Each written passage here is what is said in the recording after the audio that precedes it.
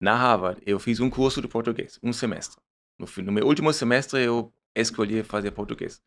Eu não conhecia nenhum brasileiro nessa época. E por que eu escolhi português? Porque o Brasil tem uma marca, uma imagem extremamente positiva na Alemanha. Os alemães adoram o Brasil. E eu também era assim. Eu não conhecia, e nunca fui para o Brasil, e não conhecia nenhum brasileiro, juro, nenhuma pessoa brasileira. Mas mesmo assim, eu investi um semestre na Harvard fazer português. E por isso estamos hoje aqui. Essa iniciou uma série de eventos que me Uhum. colocou aqui, sabe? Então, quando eu cheguei nos Estados Unidos como basicamente imigrante para estudar lá e depois trabalhar, eu já sempre tinha essa visão de educação como algo crucial, sabe? Eu queria talvez já Tava intrínseco já. inovar na educação. Eu estava basicamente um tecnólogo, um cientista de computação com missão de impacto social ou de impacto humano. Tinha trabalhado na ONG, na Harvard fiz vários projetos relacionados à inovação com educação também, então a minha missão já foi criada lá neste momento, sabe? Agora, se foram 15 anos lá, né? Uma década e meia. Você passou por onde? Né? Porque a gente tem uma outra pérola encontrada aqui, que você foi um dos responsáveis envolvidos naquele jogo da mini fazenda, do Facebook e tal. Mas até você chegar lá, eu queria saber por onde você passou nesses Estados Unidos, que a gente costuma falar, né? E agora tá diminuindo um pouco, mas se você quer saber que alguma coisa vai dar certo, você tinha uma bola de cristal chamada Estados Unidos. Né? O Brasil pegou muito o modelo copycat das coisas. Né? A compra coletiva se manifestava lá, a gente trouxe para cá, bombou também. Qualquer tipo de movimento, né? A gente tinha essa bola de cristal de uns 3 até 5 anos à frente. E eu queria saber o que você fez nessa uma década e meia, porque boa parte do que você mexeu no período que você estava foram grandes explosões depois no Brasil, e algumas até acontecendo agora, em 2023. Por onde você passou e o que você fez lá depois que você se forma e sai cientista? Conta pra galera aí, no seu LinkedIn, assim, a timeline, como é que tá? Então, eu fiz, como eu falei, o bom da faculdade americana é que ele permite você fazer várias coisas. Eu gostei muito disso. Porque na Alemanha e no Brasil você faz uma matéria e quando você quer trocar a matéria, tem que refazer tudo, é muito burocrático. Estados Unidos é tipo, você entra no college e você pode meio combinar suas coisas mais flexíveis. Aí eu aproveitei disso. Eu fiz português, espanhol, computação, psicologia, sabe? Aí fiz isso. Depois eu entrei na McKinsey em Nova York, porque eu achei que mesmo sendo cientista de computação, eu queria aprender como mudar o mundo melhor, tipo, as organizações, sabe? Como desenvolver liderança, como gerenciar grandes processos complexos. Então, isso me levou para McKinsey, que eu acho que é uma outra forma de uma faculdade excelente, sabe? Acho que essas consultorias ensinam muito e muito rápido para você. Você vai passar lá 1, 2 anos, você aprende muita coisa. Sim. Muito boa experiência. E também uma comunidade de pessoas extraordinárias, sabe? Muito bem treinados e também geralmente com boas intenções, sabe? Não são só olhando por dinheiro, eles são motivados pela soluções intelectuais para problemas relevantes do mundo. Mas mesmo assim, eu não achei na McKinsey a oportunidade de trabalhar em educação, que eu queria fazer.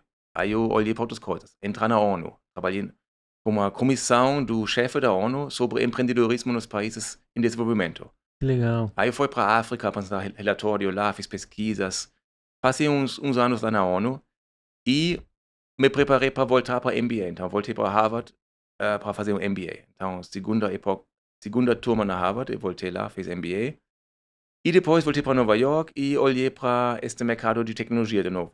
Aí eu entrei numa startup dos amigos, que era este jogo Mini Fazenda, que estava bombando no Brasil, no Orkut, né?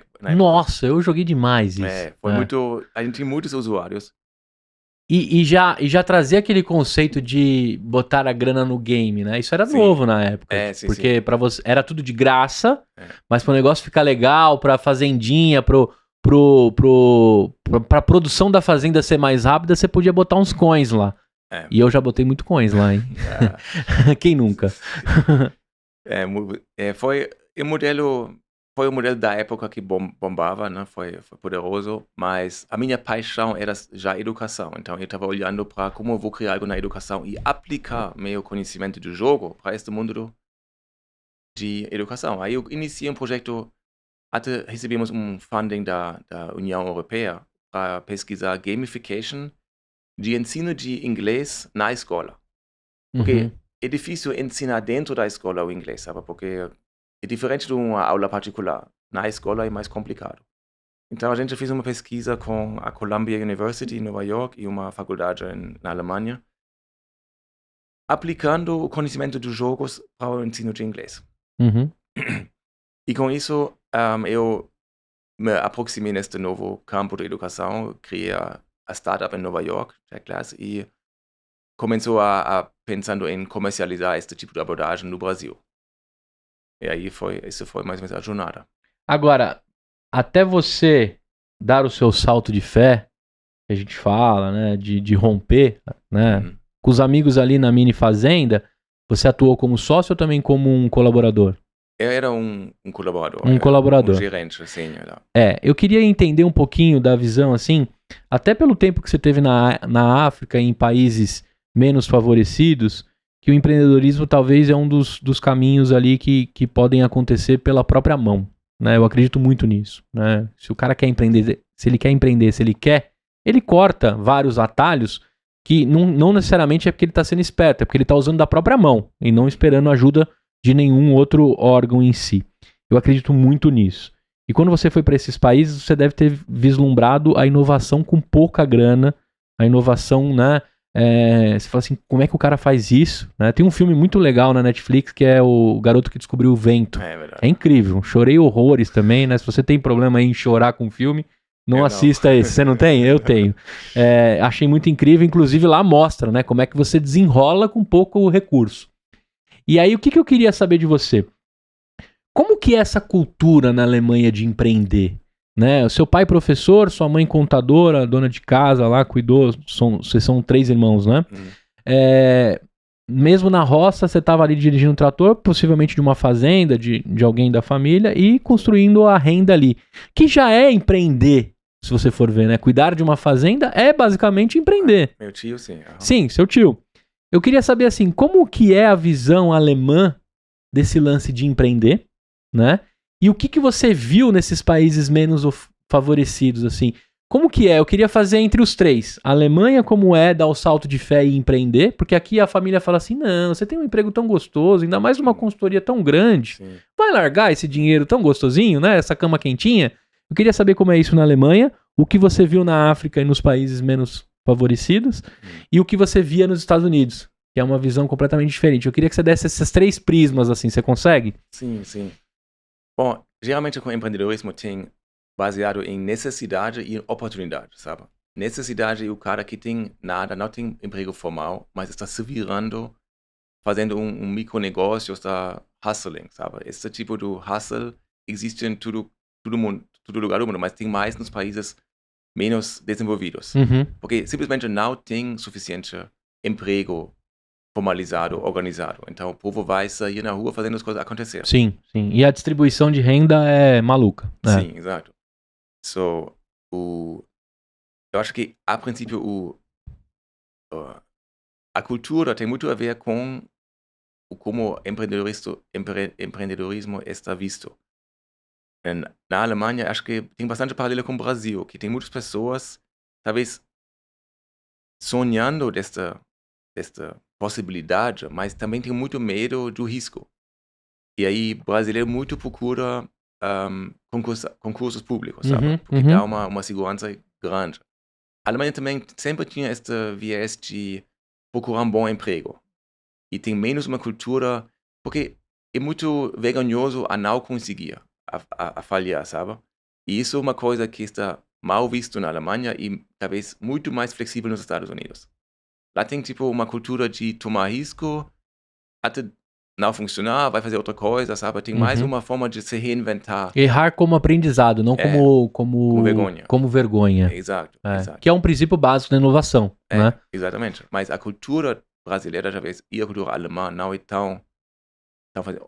Mas hoje em dia também, a cultura de inovação já se globalizou tanto que quase acho que o espírito Vale do Silício ele é quase igual em São Paulo, Berlim, Nairobi ou Nova York, sabe? Acho que é bem igualizado, porque a cultura se globalizou. Mas e na África em si, o que você viu lá? Né? Em quais, lógico, também a gente não pode generalizar, a África é muito grande, mas em quais países você foi e o que você se deparou? Porque assim, a gente tem figuras e retratos que às vezes não tem acesso à rede, à internet, que alguns grandes empreendedores estão tentando distribuir pelo mundo, com satélite e outras coisas. Mas assim, o que você viu lá? Porque assim, aqui a gente tem o mínimo viável do produto para começar qualquer mínimo viável, né? Lá eles não têm nenhum mínimo viável em alguns países, cidades, né, da África. O que você viu lá quando você se deparou nessas viagens? A gente, vindo da ONU também, sabe? A gente procurava inovações que têm impacto social, mas também que vêm dessas condições limitadas, sabe? Eu pessoalmente achei muito interessante. Eu não gosto de inovação do rico, sabe? Eu gosto por isso também aqui, o meu trabalho no Brasil era, olhar para as condições mais complicadas, sabe? Para as condições mais limitadas. Pouca conectividade, celular limitado, sabe? Eu estava olhando sempre esses desafios de ambientes complicados e trazer uma inovação apropriada para isso, sabe? Em vez de olhar a inovação máxima, uma virtual reality, sabe? Eu olho mais, como posso digitalizar uma sala de aula no meio do interior do Piauí, sabe? Isso é outro desafio. Na África, a mesma coisa. Condições muito complicadas, conectividades limitadas, mas, por exemplo, Quênia tem grandes exemplos de mobile banking em frente do mundo, sabe? Por causa de algumas decisões boas, políticas e das empresas, eles criaram um ecossistema de pagamentos mobiles e mobile banking muito avançados. Então, essas são inovações que nascem das dificuldades. Isso é interessante, sabe? Sim, eu te pergunto isso porque a gente está acostumado, né? Depois que o Vale do Silício se tornou parte do vocabulário de todas as rodas que eu tô, que também é uma bolha, a gente tem que entender, né? Que estamos ali em pequenas bolhas.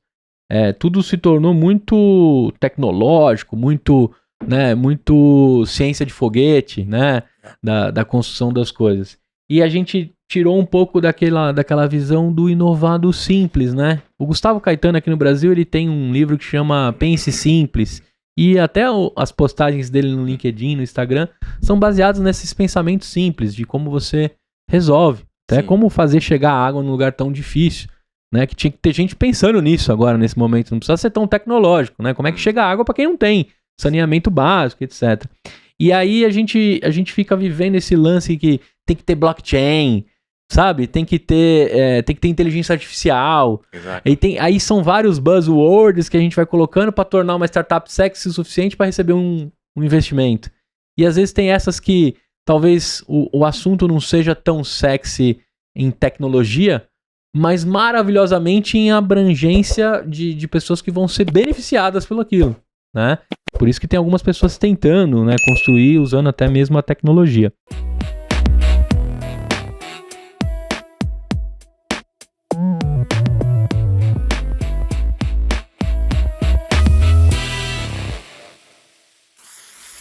Uma produção, voz e conteúdo.